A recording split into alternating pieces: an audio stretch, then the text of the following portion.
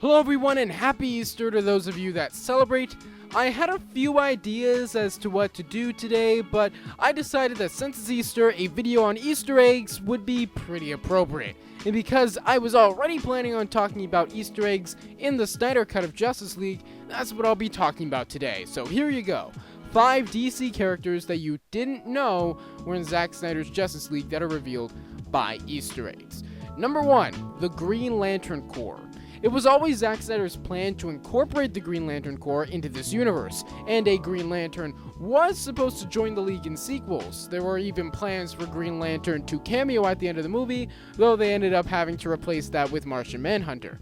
But, nonetheless, 2 references to the Green Lantern Corps remain in the movie.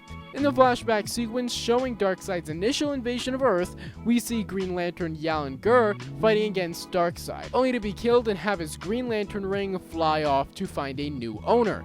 Later, when we see the flash forward in Cyborg's nightmare sequence, we see the corpse of Kilowog in the rubble on Earth. Number 2, Granny Goodness. In the scenes on Apocalypse, Darkseid's home planet, you might notice that alongside Darkseid and Desaad, we see another, more human-like general. Silly as it sounds, this is a character from the comics called Granny Goodness. Granny Goodness's thing was that she would torture and brainwash citizens of Apocalypse into becoming soldiers of Darkseid that would follow any orders given. Number 3, Ryan Choi. Silas Stone's number 2 at Star Labs is Ryan Choi.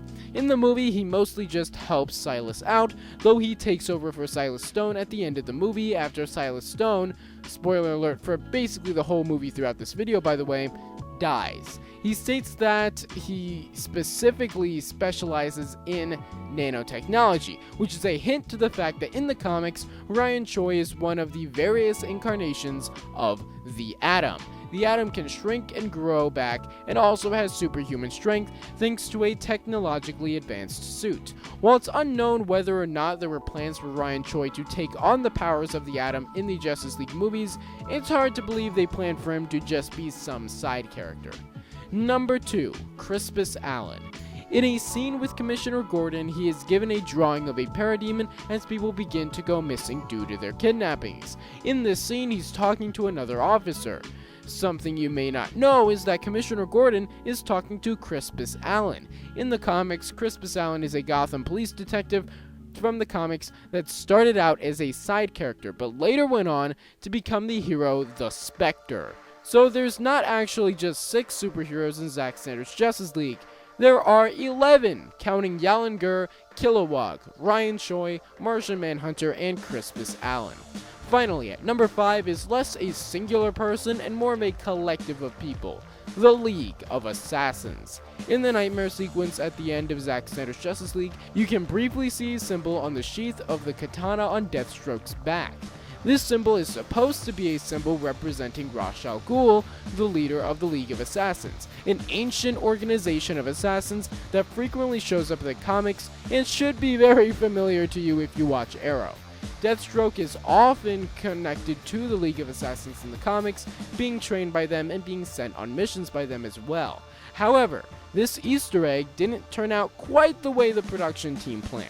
You see, the symbol isn't actually a symbol for the League of Assassins, it's a symbol from the Halo video game series.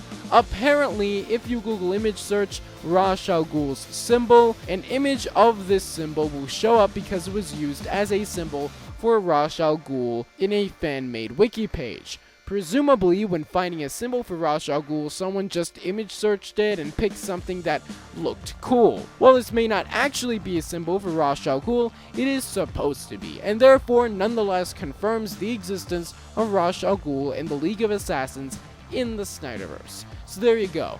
5 Easter eggs in Zack Snyder's Justice League that confirm big DC characters are in the Snyderverse. If you like this video, let me know in the comments and like the video. Let me know if maybe you want to see a follow-up. I could probably make another video or 2 talking about Snyder Cut Easter eggs if you want. Don't forget to subscribe for daily videos on the franchises you love, and I'll see you tomorrow. Bye.